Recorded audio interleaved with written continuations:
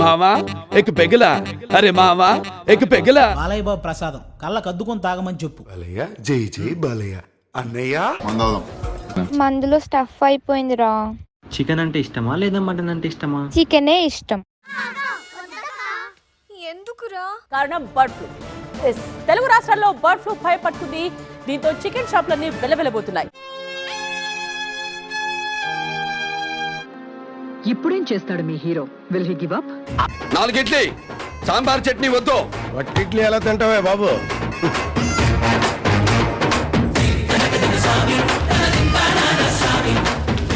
ఇడ్లీని అన్నం చేసాడు,